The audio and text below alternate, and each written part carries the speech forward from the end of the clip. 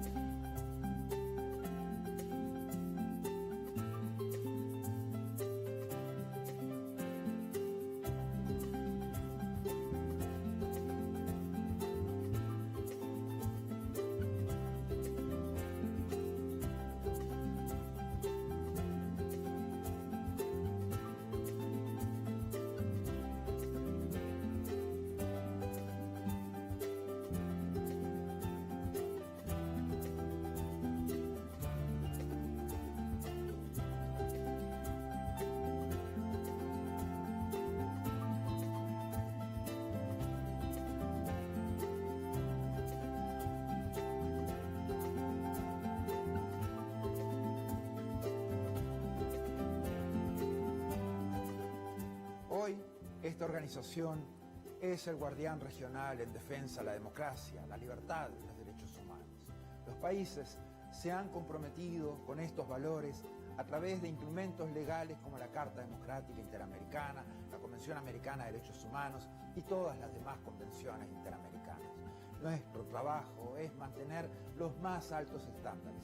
Debemos ser objetivos, analizar los hechos, denunciar cuando veamos corrupción, inequidad o amenazas a la libertad. En esos casos no podemos ser neutrales.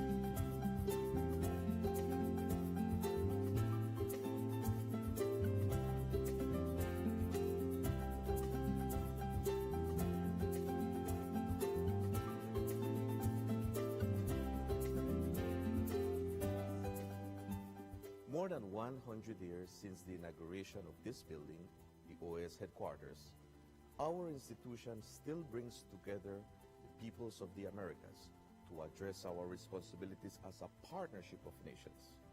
As we look to the future, our work must also focus on the construction of a positive agenda that continues to favorably impact millions of lives every day.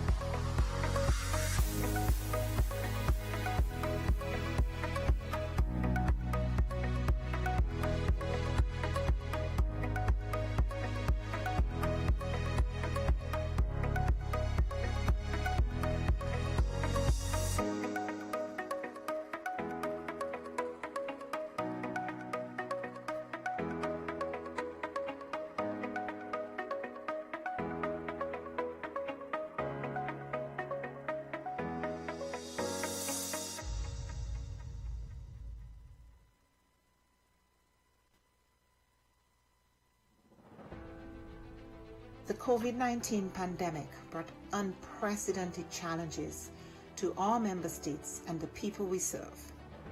In response, the OAS Secretariat for Integral Development adopted a three-pronged approach by 1.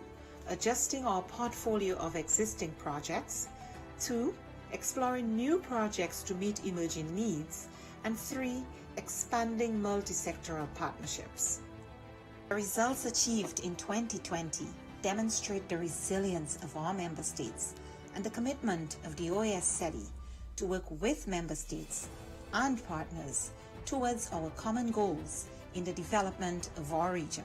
Our Network on Competitiveness launched the COVID-19 Ideas Accelerator, sharing 250 tools, health solutions, responses, and recovery plans. The Network for Labor Administration published a portfolio of responses from ministries of labor to COVID-19, sharing over 420 measures taken to protect workers, employment, and income. Likewise, the Inter-American Teacher Education Network series, Teaching STEM in Quarantine, provided 117,000 teachers with key tools to continue advancing STEM education during the pandemic. Through its network and platforms, the Inter-American Committee on Ports promoted international and national best practices, guidelines, protocols, and recommendations on COVID-19 safety measures and continuity of logistic operations. Initiatives such as the Education in Times of Change platform allowed us to meet urgent needs by offering timely tools on virtual education and a dedicated space for ministries to share strategies, actions, and solutions. Other programs such as the Row Fund stepped up, providing emergency grants to offset the challenges imposed on our students by the pandemic. SETI's partnerships are adding value to member states in the form of technical assistance, training, and access to tools and services. In partnership with leading private sector institutions, we offered micro, small, and medium enterprises access to online tools and training, increasing their visibility and participation in e-commerce, a key to their survival and growth in the pandemic and post-pandemic era. A new OAS SETI Facebook initiative provided 85,000 MSMEs across the region with capacity building opportunities and WhatsApp business tools to aid response, recovery, and resilience building. The Caribbean Small Business Development Centers program achieved real impact, supporting new businesses, expanding sales, and driving growth. A new network of Caribbean SPDCs will broaden the program's reach. The Inter-American Committee on Tourism, the C2, convened ministerial-level policy dialogue in an urgent response to the impact of the pandemic on the hard-hit tourism and hospitality sectors.